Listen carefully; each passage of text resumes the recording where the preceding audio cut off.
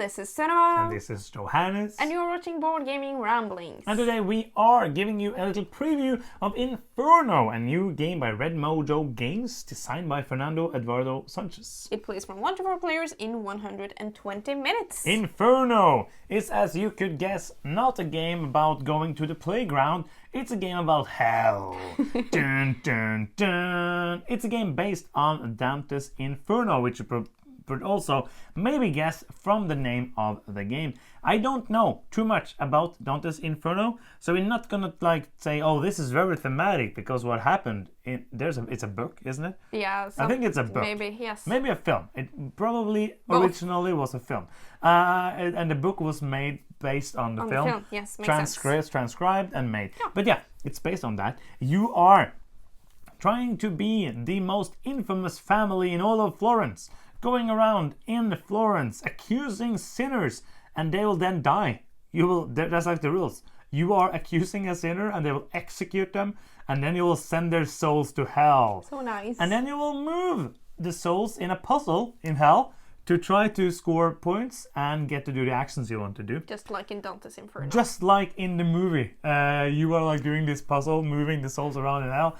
We don't theme. This is not a channel for theme, but is the game good? We will talk to you about that in this preview. It's not a paid preview. We're not getting any money to make it. We are getting a copy of the game after the Kickstarter, but just you know that it's not a paid preview in that way. Let's talk about the game. Yes. In the game, I basically did kind of a weird way of the overview. Yes. That is what you're doing. You are moving souls through hell, trying to move them to the circle which matches their color, and also where you move them is going to dictate which actions you get to take that turn. Where in Florence you then can move to and activate actions in that with your family members. You can accuse sinners to then reset your family members, send some of them to a tower. I don't know why, but they're going to a tower. And then you are trying to score the most infamy points in different ways. Some are scored during the game, some are scored at the end of the game, and some are scored just in life generally. Not for the game, but just victory points are good. You can give us victory points. Yes. By clicking the subscribe button down there, you can also click the bell to get notifications when we post a new video. This game is a prototype, so all the pictures you will see is prototype components. We don't know how much will change, so we are not going to talk a lot about the artwork and stuff, but we are going to mention that it's there. Yes, it is there. Yes. It's not my favorite style of art, Nope. but everything is clear and easy to read, and I think it's cool the way it symbolizes the narrowing paths Of hell, because which, that's how it looks in hell. yes. Everybody knows that it's going to be narrower and narrower the more further down you get.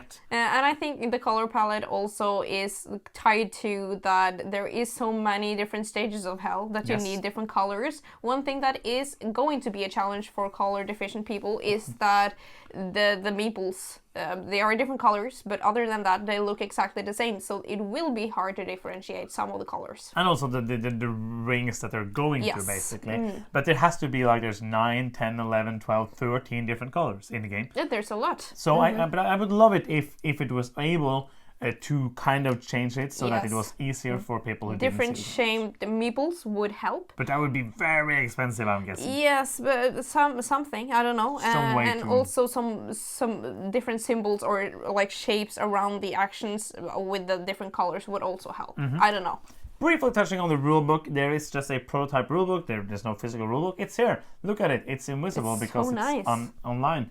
Everything is online. It is a nice rulebook. I understand the rules from reading it. I didn't have many questions. I liked it. It's still probably a work in progress, so I'm not going to really comment too much about it. But there is A really, really good play rate. Yes. I don't know if this will change either, but it is. I hope not. Oh, it's the wrong way. It's so good. But it's the wrong way. You're opening it the wrong way. Oh. Because it look if you open it up and you put it down, it's one thing. But if you have this in front of you, which is It's the the front, wrong way. I'm gonna open it up. I can't open it. I have to open it from the back. I don't mind. This saved me during our first playthrough of the game, and I still needed help because I couldn't suddenly read.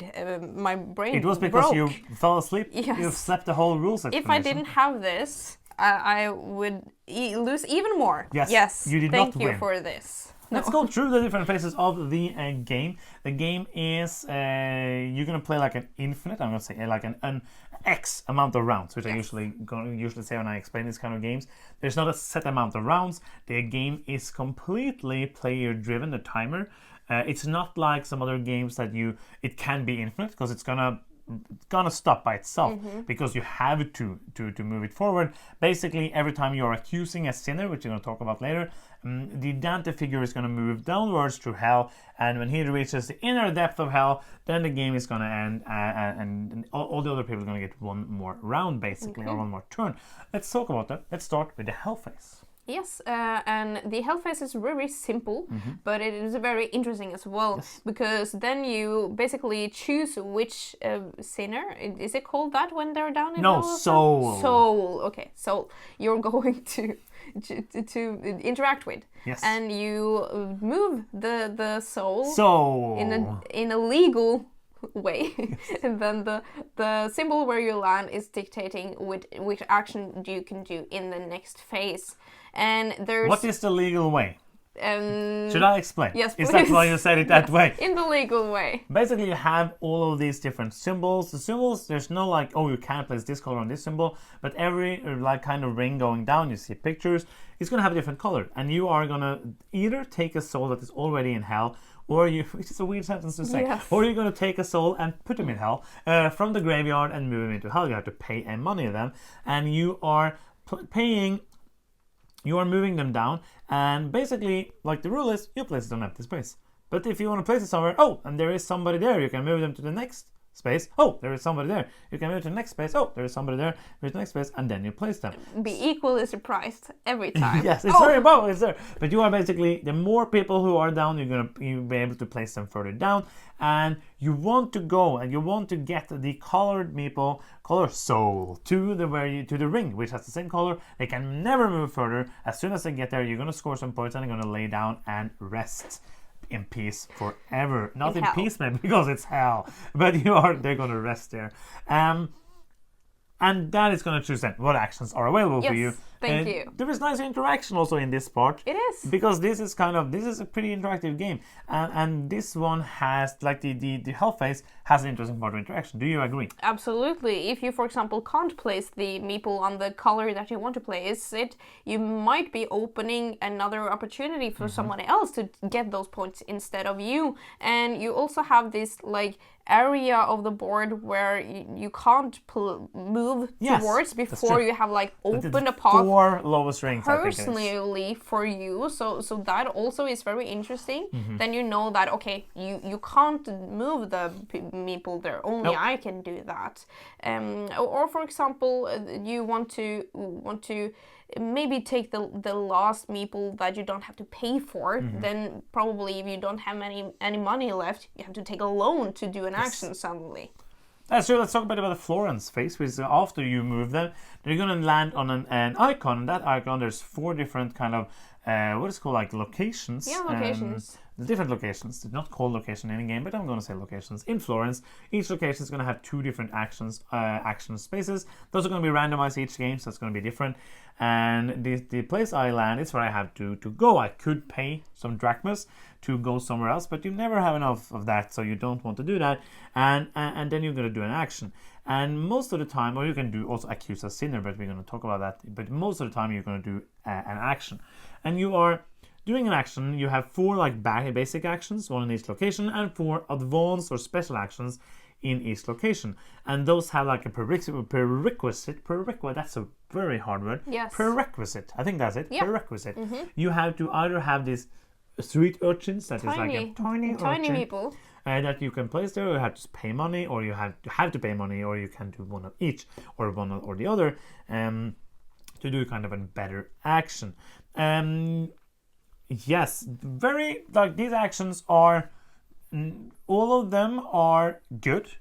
I don't, depending on your strategy, you want to do these different actions, but you want to You want to do them all. Like you never not want to do the actions. Yes, and I love that you have some basic actions that you can basically always do.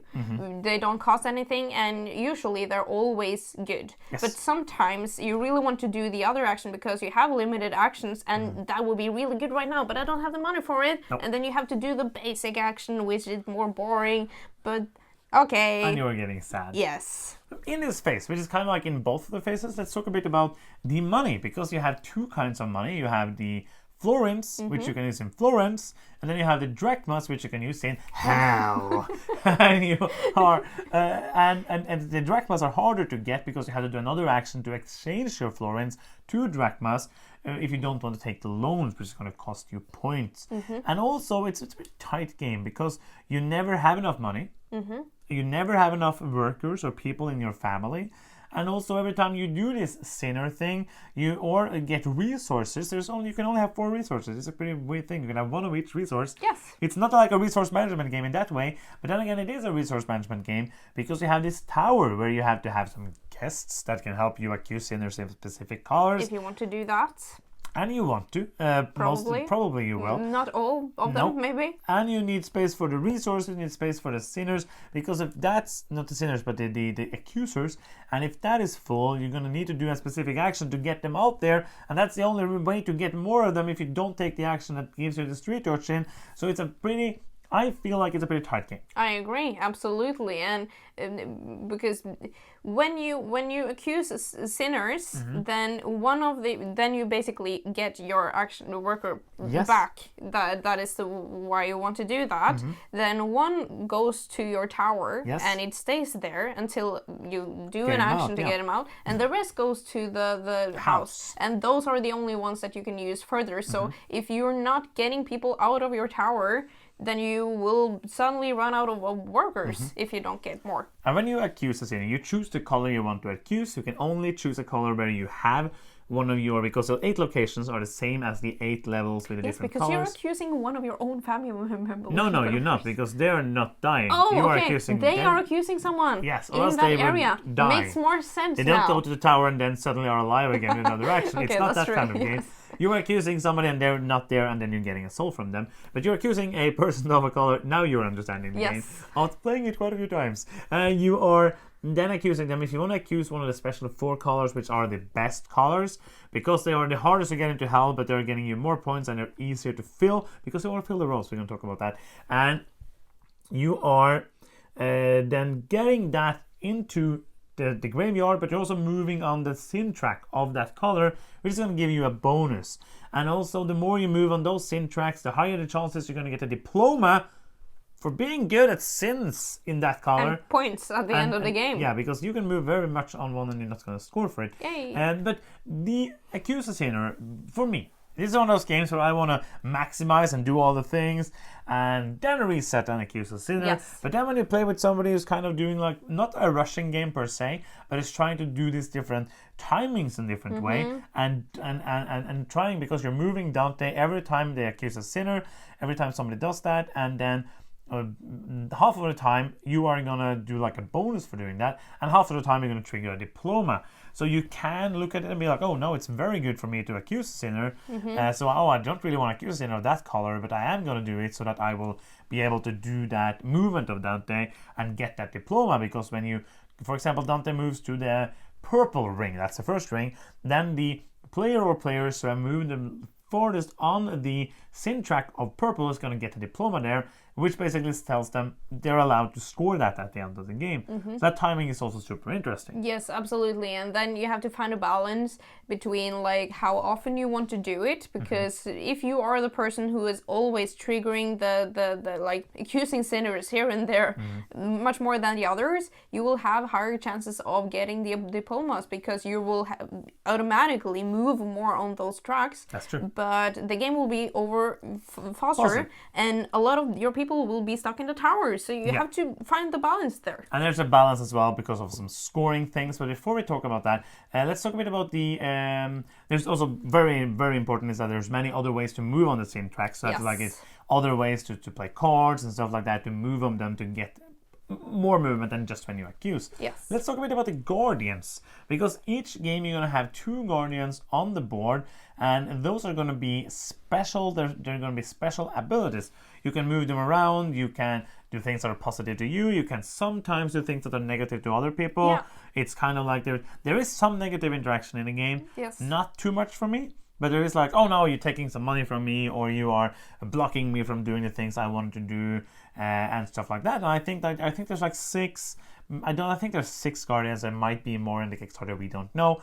But you're gonna play with 2 each time, and I feel like those also are different enough to make it feel kind of like, oh, this is a fun way I can use that and interact with the game in a different way. I agree. It really gives like a little spice to the interaction in the puzzle in Hell, which I think is nice. When you play it a lot, it's nice to have 2 of the guardians change up a little bit, so it feels different from time to time. I absolutely agree. Scoring, we have spoken a bit about the score when you move the souls in Hell. Yeah. And that is going to be a chunk of your point. I think the rulebook says like 1/3 of your points is coming from that. Then 1/3 is coming from like miscellaneous here and there and this and that. And then you're scoring quite a bit at points. I think it might be more than 1/3.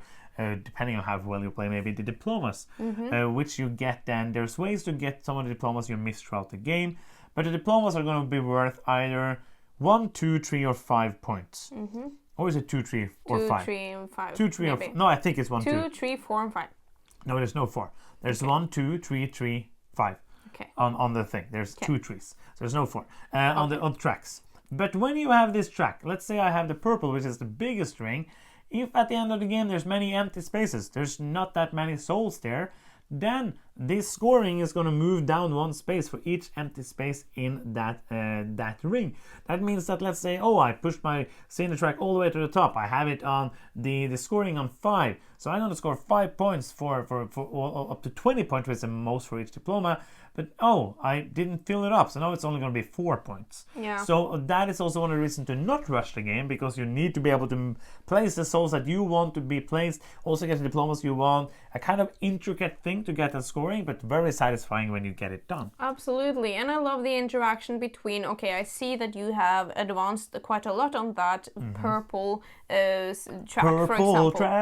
Purple track. Yes, and I'm not going for that, so I'm not interested to have that, fill up that row. Yep. But I get 2 points for placing the purple there in cells. I feel like getting those points throughout the game really helps with people interacting with each other and not being afraid of giving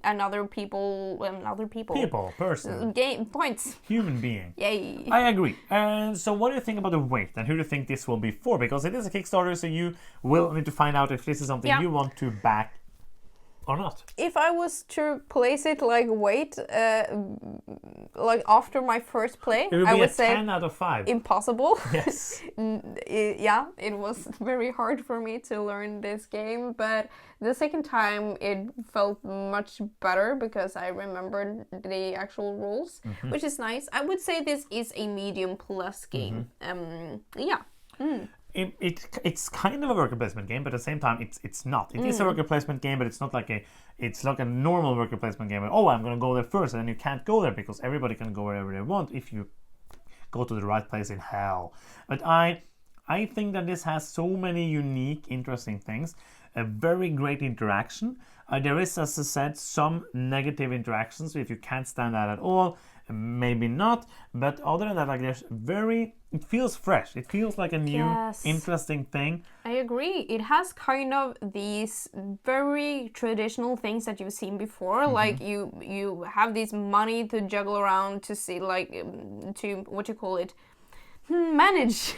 And you have these, doing this action, I'm choosing this action, now I'm taking my workers back, but then they have wrapped it in something that makes it feel very unique to me, especially with how you're choosing that action, that you're going through the motions with moving these souls through Hell. It feels very different to what I've played before. Yeah, I really like this game. I think it's a really fun game. I can't, with all of these videos, we can't tell you if you should back it or not. We hope that the information that we give you is enough for you to know if it's something you should consider backing or not. I had a lot of fun playing this game. I think that It was, as we said, it was felt unique. It was fun to sit and was struggle for 2 hours. But it's a fun game. The theme might not be for everyone, but it's not there. Like, it's not. That's an important thing to say. It's not one where there's not blood or Satan or anything like that. No. There are some of these gardens. There's a Minotaur, there's Cerberus, there's all of these things, like some mythical creatures. But it's not a grotesque or adult game of that. It's colors. Yeah, that is it. So I really like this game. I do too. I think that if anything, you will hopefully know if you should back this or not after this video. If you have any questions, let us know in the comments. And yeah, that's going to be the end. If you are here and you enjoy what we do and we helped you in any way here, either don't spend your money or spend your money, or maybe go and spend something else. If you watch another review after this and you say, like, I want to buy that, because there's so many games you can't back or buy them all. If this was helpful, you can help us out in a very big way by giving us a victory point. And we get victory points when you click the subscribe button. You can also click the bell to get notifications every time we post a new video. And this is going to be the end of this video. Thank you so much for watching. I'm Johannes. I'm Senua. And you've been watching Board Gaming Ramblings, and bye-bye.